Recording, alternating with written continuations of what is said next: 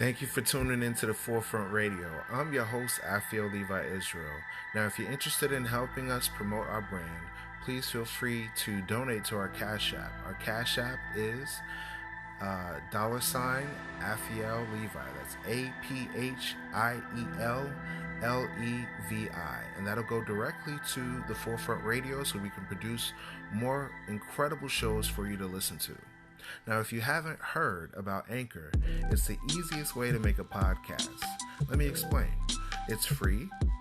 There are creation tools that allow you to record and edit your podcast right from your phone or computer. Anchor will distribute your podcast for you, so it can be heard on Spotify, Apple Podcasts, and many more. You can make money from your podcast with no minimum listenership. It's everything you need to make a podcast in one place. Download this free Anchor app or go to anchor.fm to get started. Thank you.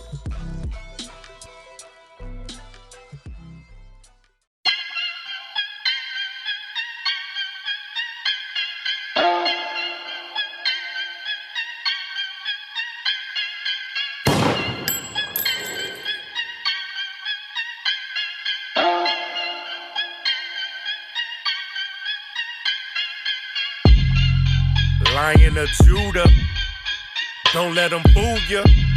The Messiah coming back to raise hell. That ain't what your pastor teach, ayy. Well, when you read prophecy as a man, he won't meet the other nations in the streets. And all the heathens, he would slaughter gallons of blood on his garments, smashing grace with his feet, man. The scriptures, they give us a clearness, a picture. Believe this, not fiction. All nations, they fearing, cause we are God's children that he will deliver.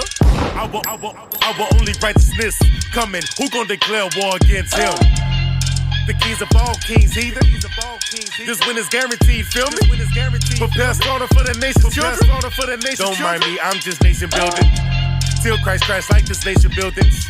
Man feels like that old one feeling. Christ does not have dealings with anyone feelings. He came, died, and risen for all Jacob's children. He is on a mission, none have disposition. Like who God is sending, bow down to his image. Lion of Judah, Christ Yahshua. No matter what you call him, we know he is the ruler. Don't let the devil seduce you, cause by him the most I will prove you. You buying that grace, hallelujah. Don't get surprised when Christ will exclude you. He have no dealings with weak brothers. Christ about this action's mother. We made in the same fashion, one of nothing. What I mean by that, let me tell you something. Christ a black man, who you thought he was? That pale red bastard that's Beelzebub. 5 centuries old, can I ask you why? You black people serving a false Christ. You still eating at that buffet of lies? Whosoever in that line, all dies. Christ say keep the law that's good in God's eyes. Here go the Christian, but Paul right.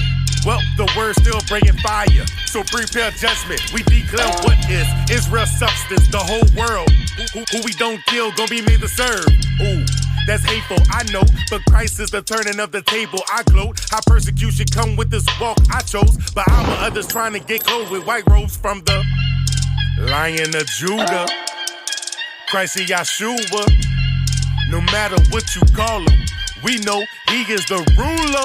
Look, did you ever open up the Bible? Christ ain't coming back to save a bunch of white folks.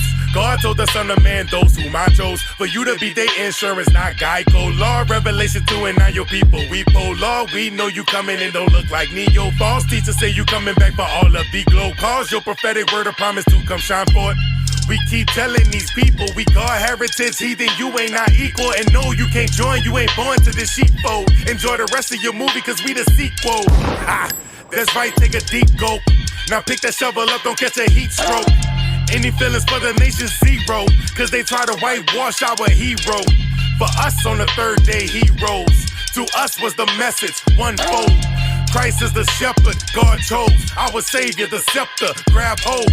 Glory is his appearance, while blood dripping from his fringes. Keep the laws and faith, my brothers and sisters, cause God gon' redeem his chosen children by the Lion of Judah, Christ Yahshua. No matter what you call him, we know he is the ruler. Lion of Judah, Christ Yahshua. No matter what you call him, We know he is the ruler. He is the ruler. He is the ruler. He is the ruler. He is the ruler.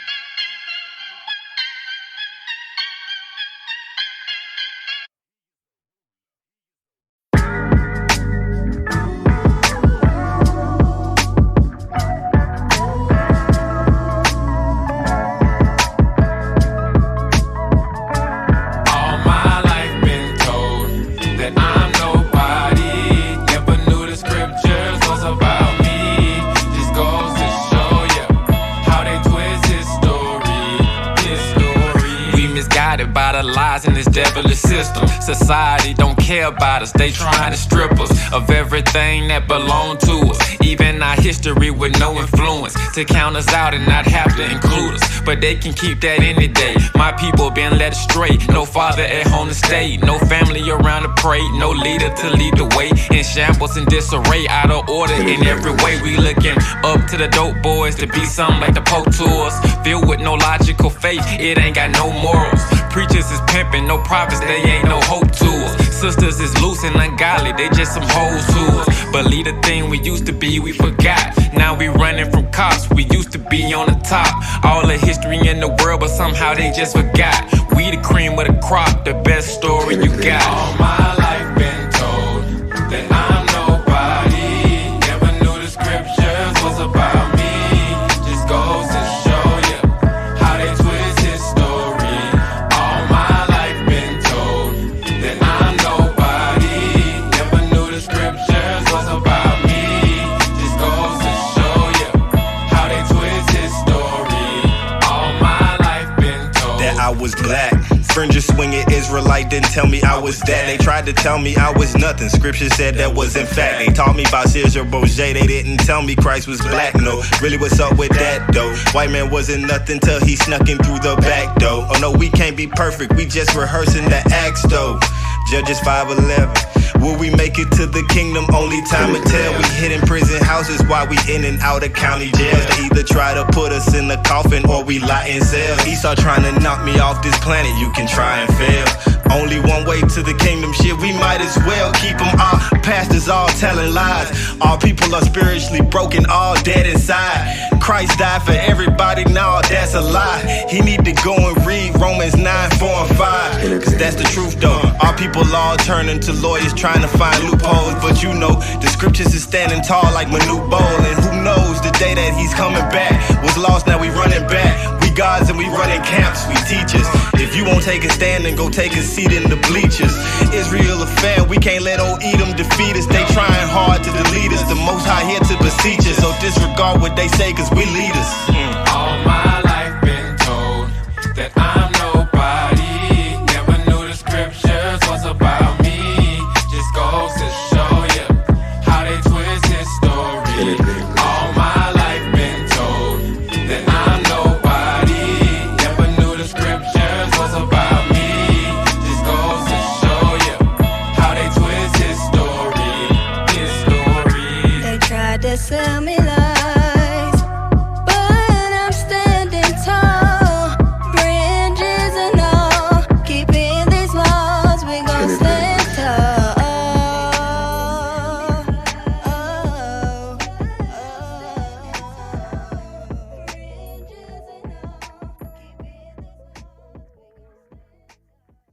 These brothers don't know the Bible. To whom pertaineth to whom pertaineth Bring it out. belongs to the adoption and the glory and the covenants.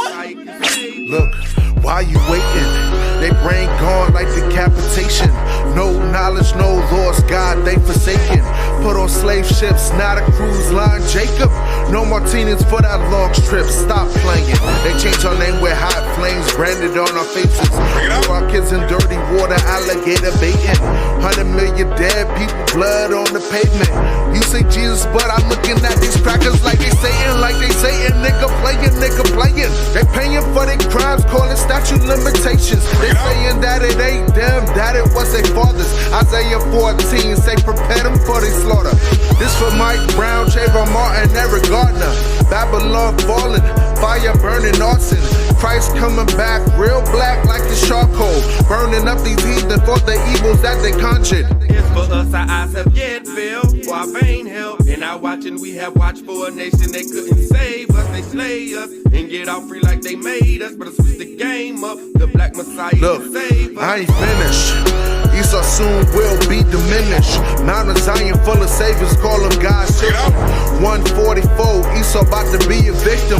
Keep the laws, then we get them on the day of vengeance. Can I get a witness? Can I get a witness? Esau running for their life like it's LA Fitness. Revelation 18:6, double portion with them. Try to hide the caves, but they screaming, let's get them. He that leader with the sword, gonna die by the sword. They gonna be surprised, Black Christ coming here for war. They ain't heard this before. No more nice Negroes, time for real heroes. Esau be zero, just like Nat Turner. Turn me up, we gone. Turn me up, we gone. And I'm out, Israelite.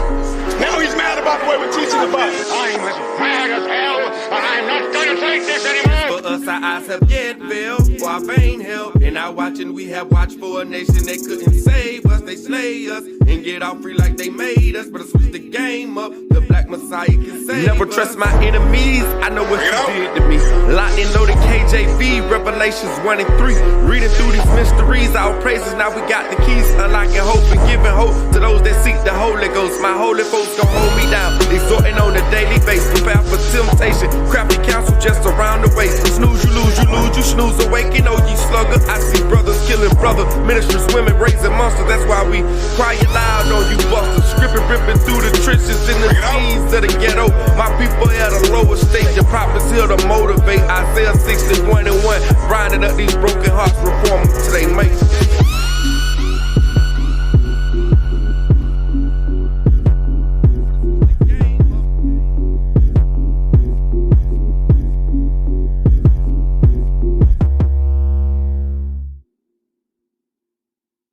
You are now listening to The Forefront Radio, where we discuss history, the Bible, the history of the Israelites, science, and other matters. Bring it out. The history of the blacks, Hispanics, and Native Americans as it relates to the Bible. Who were you prior to slavery? Who were you prior to colonization? These answers and more can be seen and heard as you listen to The Forefront Radio.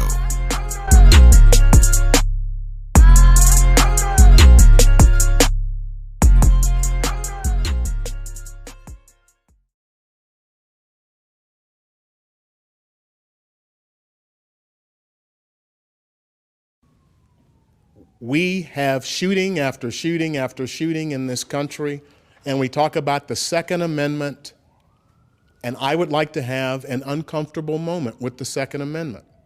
Maybe people in this room are familiar with this history. My jaws dropped when I read it. By the time the U.S. Constitution was ratified, hundreds of slave uprisings had occurred across the South, and in many areas, blacks outnumbered whites. The only way you keep a group of people who are more than the group of people you're in, the only way you keep them under control is by violence. It's with guns. State militias were used to both prevent and put down slave uprisings, and Sally Hayden, who wrote this book, says slavery can only exist in the context of a police state, and the enforcement of that police state was the explicit job of the state militias. This is what the state militias wore. And an uncomfortable truth is that modern day police departments had, as part of their formation, the history of state militias. I'm not saying that modern day police departments are slave catchers. There are other people who will say that. I'm not saying that. What I'm saying is this is part of our history, and ignoring it and pretending that it doesn't exist doesn't make sense, because one of the things I'm going to ask you to think about is how information gets passed down from generation to generation to generation so that people understand how they can live in the world. One of the things I want you to think about is from the early 1800s, that badge to black and brown people meant power, it meant violence, and it meant death. So go to the history about what the people said about the Second Amendment. And what you find, at least for me, was fascinating and somewhat frightening. This is George Mason from the Virginia Ratifying Convention. The militia may here be destroyed by that method which has been practiced in other parts of the world before. That is, by rendering them useless, by disarming them. Because under various pretenses, Congress may neglect to provide for arming and disciplining the militia. And the state governments cannot do it, for Congress has the exclusive right to arm them under this proposed Constitution. What he is saying is, if we don't change the way this part of the Constitution is being written, we in the South are not going to be able to maintain our state-based slave patrols.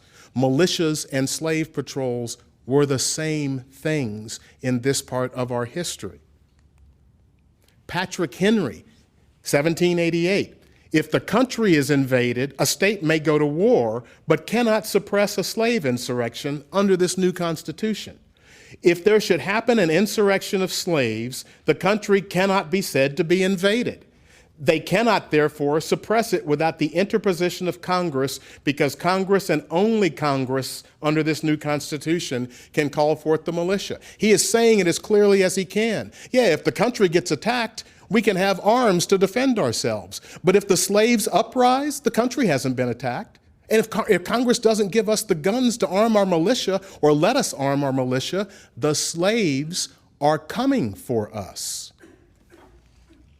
Patrick Henry told Madison, "In this situation, I see a great deal of property of the people of Virginia in jeopardy and their peace and tranquility gone." And James Madison, the very father of the Constitution, says, "I was struck with surprise when I heard Patrick Henry express himself, alarmed with respect to the emancipation of slaves. There is no power to warrant it in that paper, the Constitution. If there be, I know it not." Because part of what Patrick Henry said is that we've seen what can happen.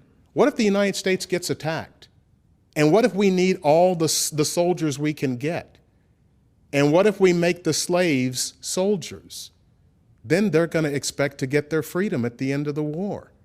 And what's that going to do to us? The first draft of what is now the Second Amendment read like this: "The right of the people to keep and bear arms shall not be infringed, a well-armed and well-regulated militia being the best security of a free country." Second Amendment uses basically that same language, except for the security of a free state. That was so the South could keep the slave patrols. That is part of the uncomfortable history behind the Second Amendment. I'm not making it up. You can go read this yourself. So when people start talking about Second Amendment rights, I think it helps for us to understand the truth about our history and where that comes from. I want you to think about affirmative action differently, because when I say affirmative action, for most people in this room, including myself until I started reading this stuff, I immediately thought, oh, we're talking about the 60s and the 70s, affirmative action for blacks, and that got rolled back when Ronald Reagan came in, and that's what affirmative action means. Affirmative action has been going on since the country was founded. It was just being given to white people. And at that point, it wasn't called affirmative action. It was called the government helping its citizens make the country stronger. Over 10 years, 100,000 adults and children are marched off of their native lands, and 15,000 of them die on the way. This was especially bad for the Choctaw. And by the way, this Indian Removal Act of 1830, you know who gave us this? Andrew Jackson. Why did all these people get moved? Because of that. And talking to Pete before, he made the point, and he's right, it wasn't just cotton, it was cotton and tobacco. Two of the crops that made America rich.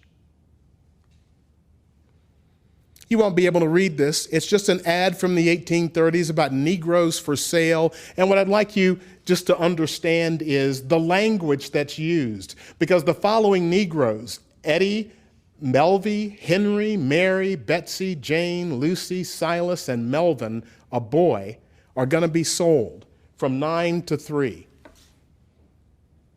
Terms of the sale, 10% on the purchase, in cash, or money in cash and the balance on credit. And so it just talks about this like a normal transaction, because the people alive at this time saw nothing wrong with buying and selling other human beings. This is not the slavery that Bill O'Reilly talks about. This is not the slavery of, well, it was a bad thing, but it wasn't that bad. 1.5 million pounds of cotton a year by 1790. Can I see a show of hands? Anybody in this room who has ever held a ball of cotton in their hand without the twig, without the sticks on it? Then talk to the people who have done that, because for the people who have done it, you know how much a ball of cotton weighs. How many of those do you think you have to get before you get to 1.75 million pounds of the stuff? By 1840, cotton was virtually 60% of all U.S. exports. The United States was getting rich on free labor. Maryland made it a crime to possess anti-slavery publications, 20 years in prison, just for having the publication. Oregon did it differently. They said slavery is illegal here. We're not going to have slavery. But if you're black and we find you in Oregon, we will either whip you or kill you. So that was their way of eliminating the problem. And of the first 12 presidents, only 2, John Adams and John Quincy Adams, didn't own other human beings. My point is that nobody had a problem with white supremacy in America. It was what the country was founded on, and nobody was ashamed of it. Margaret Garner had a unique defense to the charge of murder. In 1856, she escaped with her 4 children on the Underground Railroad, and she made it to Ohio, just across the river from Kentucky.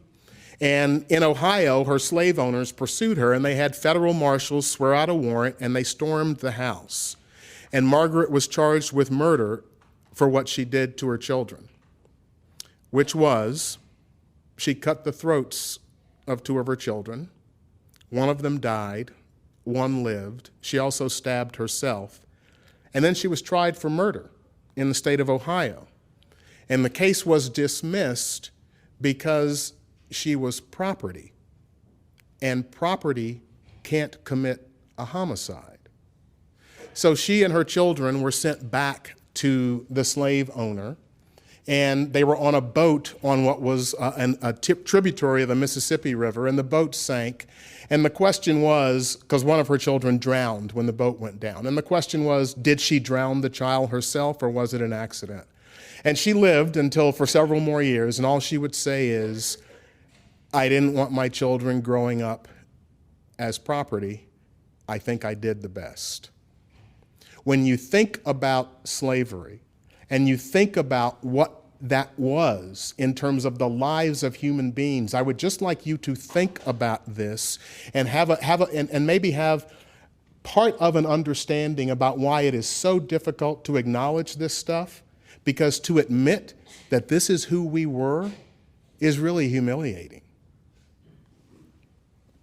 Texas officials are trying to tell teachers that they should teach that slavery was a side issue in the Civil War. They forgot the story of King Cotton. Are there folks in here who grew up in the South? Okay, I don't know about y'all, but I grew up in Memphis, and that was like my childhood. King Cotton bacon. There was King Cotton bacon, King Cotton sausage, King Cotton rolls. It was just like a big food brand in the South. And as I was doing this research, I came across this visual, and I thought, oh my God, and I started laughing because I had all these memories of King Cotton in my childhood. And then I found out what it meant. The slogan King Cotton was used by people in the South who were advocating that the that the South separate from the North and form their own country. And it was never more eloquently stated than by this Senator, James Hammond from South Carolina. Without firing a gun, without drawing a sword, should they make war on us, we could bring the whole world to our feet. What would happen if no cotton was furnished for 3 years? England would topple headlong and carry the whole civilized world with her, save the South. You dare not make war on cotton. No power on earth dares to make war upon it. Cotton is king. And they were right financially. So if the Civil War was about money and slavery, what kind of money are we talking about? By 1859, that cotton production, 2.25 billion pounds a year. In 1860, there were 4 million slaves, 13% of the entire United States population. And the value of slaves in 1860 was more than the value of every bank, railroad, and factory combined. A market value of $3 billion, not in 2017 money, in 1860 money. That's the kind of money we are talking about. And for prosecutors and defense lawyers in this room, does the term follow the money mean anything to us? When you're looking for intent, when you're looking for why did people do something, follow the money. The role of slaves in the economy wasn't just working for free. You had to get a loan to purchase slaves, and so that meant you were going to pay interest on it. And there were insurance policies against the untimely death of slaves. And slave sales were taxed and notarized. New York's part of that revenue, New York meaning the North, because the money was going north. It was 40% of all the money that was made on the sale of cotton and tobacco. And in 1860, there were more millionaires per capita in the Mississippi Valley than anywhere else in America. I'm talking Mississippi, Louisiana, and Tennessee, 3 of the poorest states in the country today. But it wasn't that way when slavery was in effect. Why did the Civil War happen? Well, let's not listen to anybody from 2017. Let's not listen to the Texas educators. How about, I don't know, the Confederate vice president who says, our new government is founded upon the great truth that the Negro is not equal to the white man, that slavery's subordination to the superior race is his natural and normal condition. Do you think he stopped believing this 4 years later because they lost a war? How many people in this room knew that New York City, the mayor of New York City advocated that New York City leave the Union during the Civil War? There's no hands going up, and my hand wouldn't go up either. Because I didn't know this stuff. A college kid doing research at the ACLU barges into my office saying, did you know this? And I'm like, get out of here, that's ridiculous. And then she plopped down the letter written by the mayor of New York City, who basically said, do you know how much money we are making on the slave trade? We should leave the Union. I'm not saying join the South, we'll just leave the Union. We'll make friends with the North, we'll make friends with the South, we'll make friends with everybody. But the money will keep coming in. So how about if we ask the states that left the Union why they left? Forget what anybody wants to teach about it today. What if we go back then and say, why is it that you are leaving the Union and starting this Civil War? South Carolina said, the election of a man to the high office of President of the United States whose opinions and purposes are hostile to slavery. Mississippi said, our position is thoroughly identified with the institution of slavery, the greatest material interest of the world. A blow at slavery is a blow at commerce and civilization. They are saying it as clearly as they can possibly say it. Louisiana said, the people of the slaveholding states are bound together by the same necessity and determination to preserve African slavery. Alabama declared that the election of Lincoln cannot be regarded otherwise than a solemn declaration on the part of the great majority of the Northern people of hostility to the South, her property, and her institutions. How much clearer can they say it? And if you need real clarity, Texas said, all white men are and of right ought to be entitled to equal civil and political rights, that the servitude of the African race as existing in the states is mutually beneficial to both bond and free, and is abundantly authorized and justified by the experience of mankind and the revealed will of the Almighty Creator. Do you think they stopped believing this? And they are saying it as clearly as they can. I understand why Texas officials would be reluctant to teach their children that their Texas ancestors actually believed this. But that's the truth. Finally, Florida said, at the South, and with our people, of course, slavery is the element of all value, and the destruction of that destroys all that is property. They're telling you as clearly as they can, we have focused our entire economy on owning slaves, and if you take them away from us, we will be devastated, so we are leaving the Union. I was taught that this guy was my savior. I was taught that Abraham Lincoln freed the slaves because he found that slavery was just morally objectionable. And when you go back to the historical record, what you end up hearing is Lincoln saying, I want to keep the Union together. If I can do that and keep slaves, that's fine. If I can do that and get rid of slaves, that's fine too. I want to keep the Union together.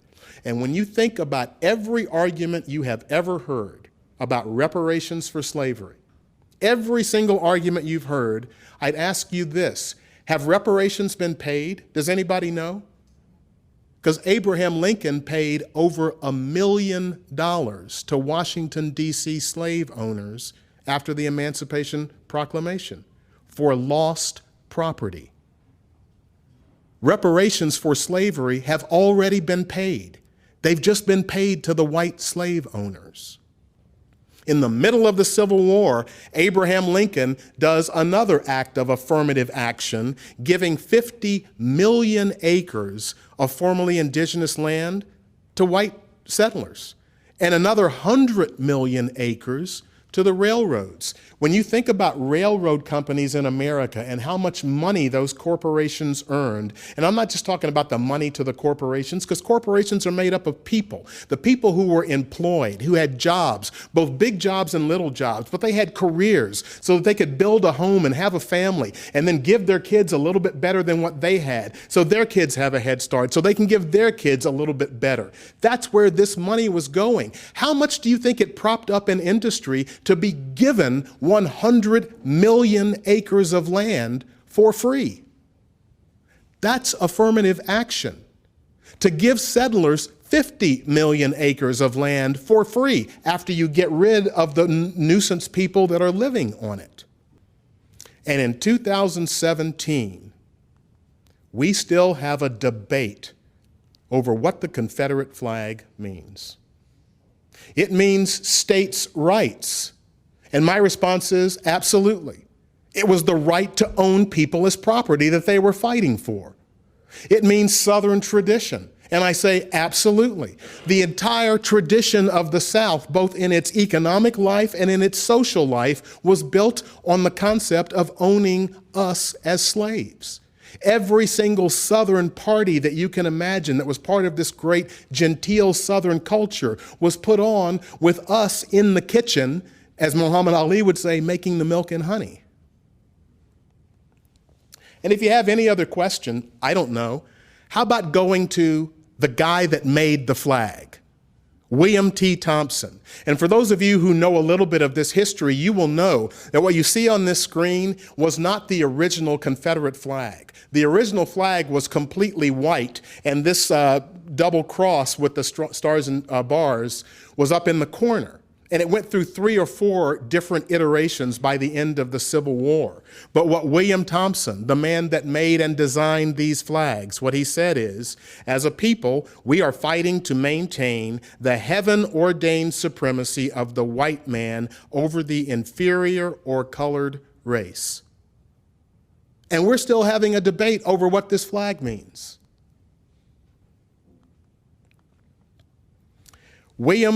Nathaniel Bedford Forrest, who some say was the original originator of the KKK, who was clearly a Confederate general, had this to say about the Civil War.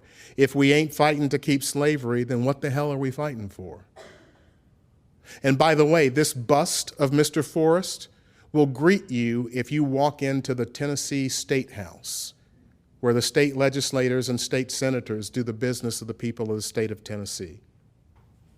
So if any of you saw this show and remember D'Angelo Barksdale from The Wire, I think there was a quote that is just so apropos at this moment. You can say you somebody new. You can give yourself a whole new story, but what came first is who you really are, and what happened before is what really happened. This is our shared history, not something else. This black codes in 1870. And now I'm talking about what happens when people are trying to move forward. For blacks, you had to come up with $100 to start a business. For whites, there was no money. Think about $100 in 1870 money, and what we were talking about is deliberate, purposeful, not implicit, I didn't realize I was doing it, deliberate and purposeful attempts to prevent blacks in America from gaining economic independence. Deliberate and purposeful. And we still had the cotton and tobacco plantations. And the white owners didn't want to be paying the normal kind of wage for people to work on them. So cities in the South just started arresting the black folks for vagrancy and other kinds of crimes. And once they were arrested, the black people were sent back to the very same plantations where they were slaves, and they did the exact same work that they did when they were slaves, and they didn't get paid for it this time either. It was just that the city would get paid a fee, the municipality that had jailed them. Many people think that the practice of slavery in the South, having black people work on cotton and tobacco plantations for no money whatsoever, ended in 1865. And many historians will say it ended in 1941, when World War II started. And for any of you who know what goes on with quote unquote prison labor today, it's an interesting question. So January 12, 1865, in Savannah, Georgia, there was actually a meeting. Edwin Stanton, the Secretary of War, and William Sherman, the general, met with 20 free black men to discuss the needs of enslaved people. What they were essentially saying is, we think we're going to win this war, and what do you folks need? This is the first example of people in power actually going to the people that are impacted by the problem most and asking them, what do you need for help? And there are actually records of this meeting, and people wrote down what was said. And one of the questions asked of the black ministers was, state in what manner you think you can take care of yourselves and how you can best assist the government in maintaining freedom. Listen to this answer. The way we can best take care of ourselves is to have land and to turn it and till it by our own labor. That is, by the labor of the women and children and old men. And we can soon maintain ourselves and have something to spare. And to assist the government, the young men should enlist in the service of the government and serve in such a manner as they may be wanted. Now, the rebels have told us that the North piled up these slaves and made them batteries in Cuba, but we don't believe that. And he finally says, we want to be placed on land until we are able to buy it and make it our own. That doesn't sound like a request for a handout.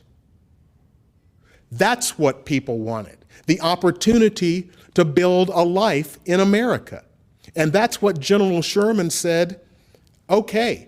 He made that promise of 40 acres and a mule, and then Andrew Johnson said, no, we're not going forward with it. The most conservative economist in America will tell you that had that promise been granted, it would have resulted in the infusion into the black community by today of about $3 trillion.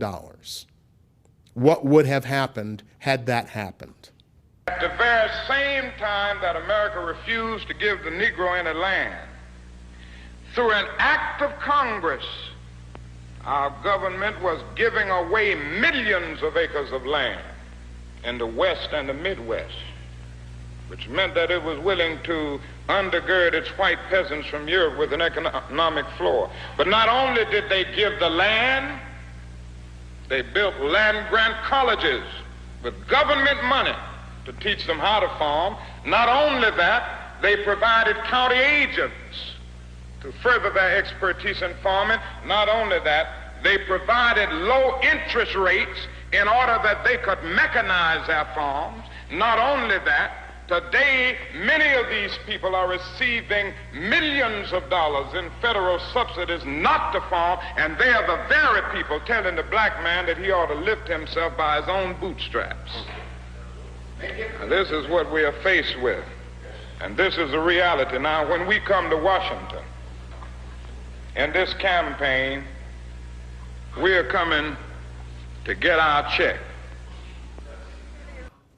They don't pull out this Martin Luther King on Martin Luther King Day.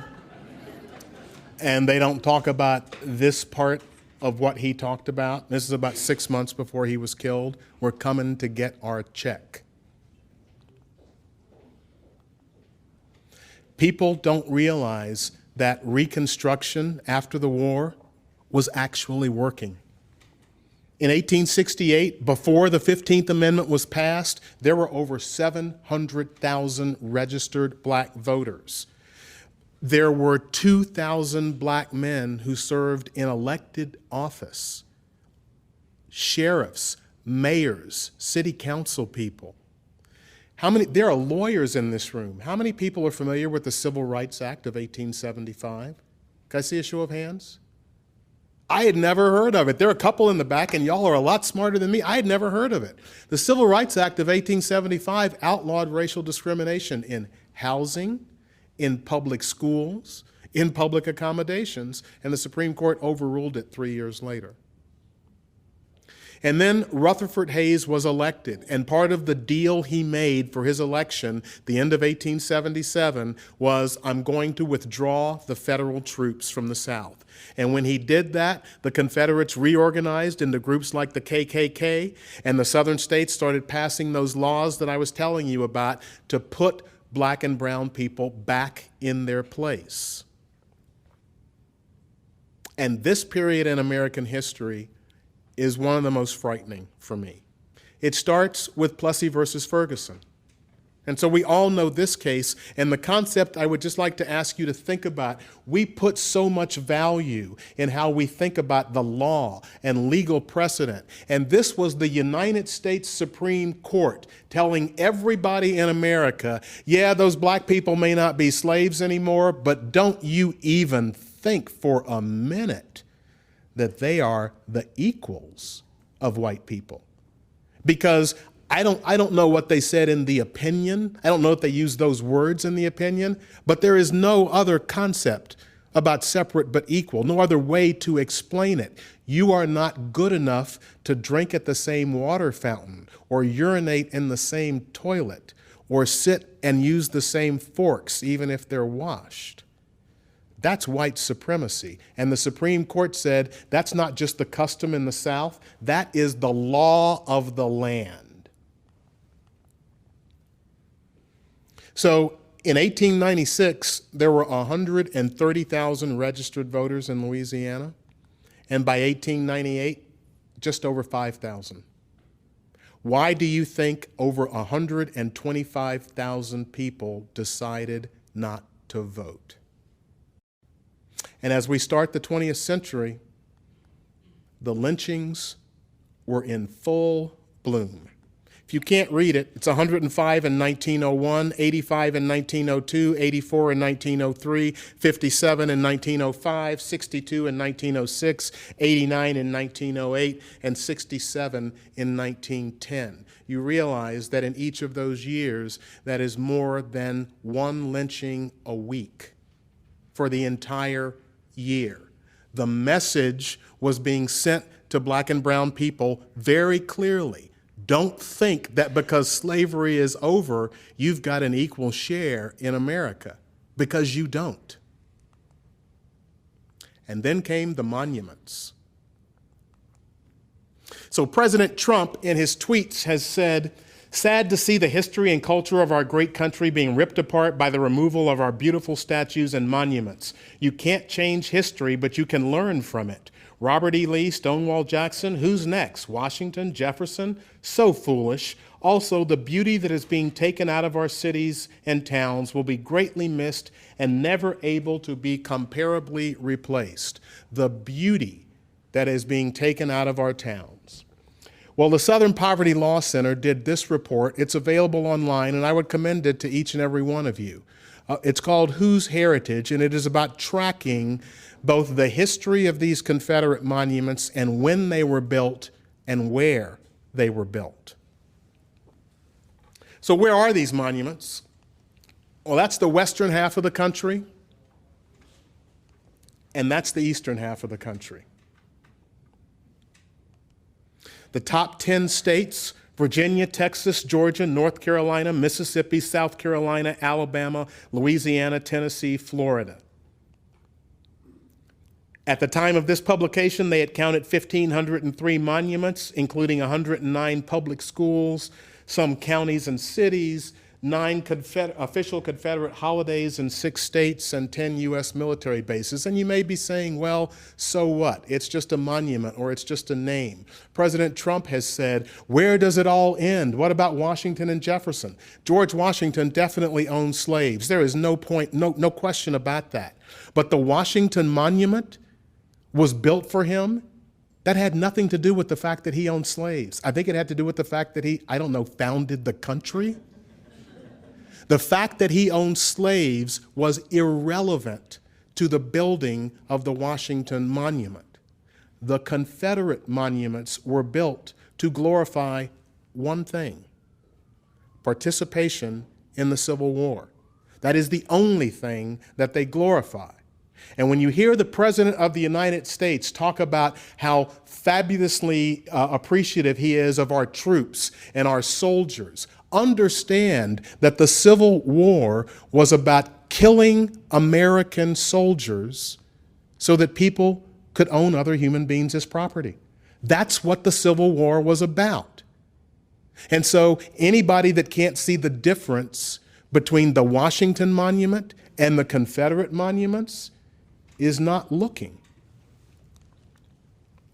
That's their geographic distribution shown in another way, just to demonstrate this was not about the country's decision that, oh, this was such a difficult time and we want to honor everybody that was involved. That's not what was going on here. These monuments were built in the South because the South may have lost the war, but man, they won the peace, and they won it hands down. And if you need any more like proof of that, how about this?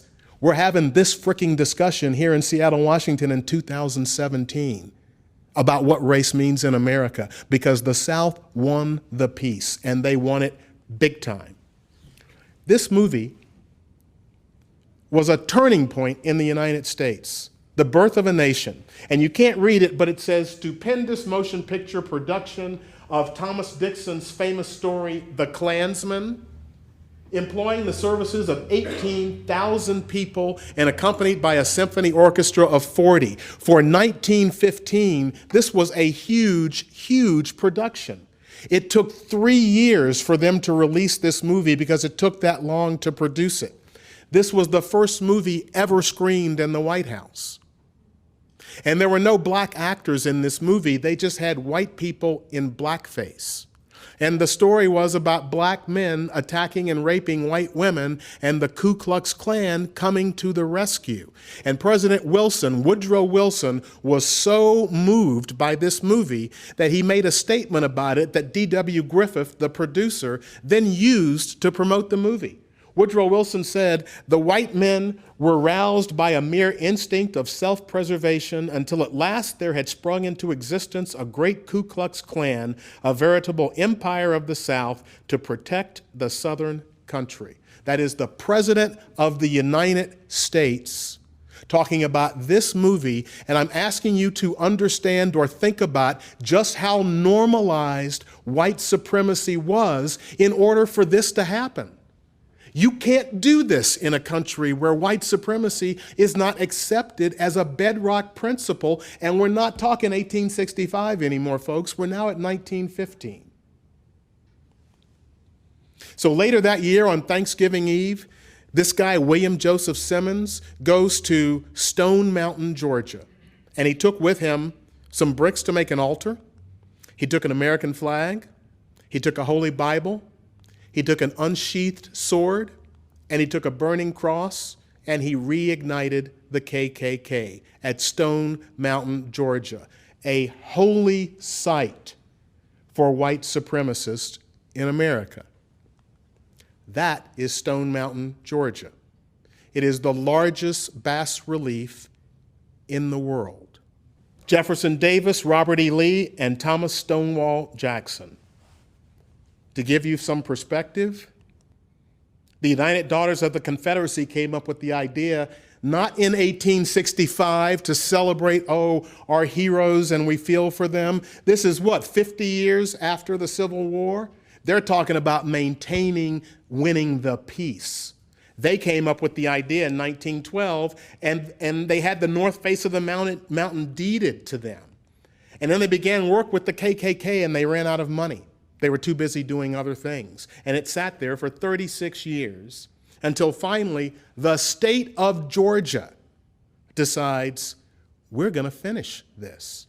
And with tax money, including tax money of descendants of slaves, they built this monument, and they finished it in 1972, which means that during the entire civil rights movement, they're carving this on Stone Mountain, Georgia. I would tell you that Robert E. Lee was an honorable man. He was a man that gave up his country to fight for his state, which 150 years ago was more important than country. So right now, we're having the switch. This wasn't about slavery. This was about supporting his state of Virginia. It was always loyalty to state first back in those days, but the lack of an ability to compromise led to the Civil War. And men and women of good faith on both sides made their stand where their conscience had them make their stand. This is a general of the United States military, a person that is respected. So people will hear him say this and go, he's a fricking general. He knows military history. Maybe he has something here. And then, once again, our history is being stolen from us. It wasn't about slavery. It was just about loyalty to Virginia. I did a talk on Confederate monuments several months ago, and the night before I did it, I got called by a guy from Virginia who was a friend of the Robert E. Lee family.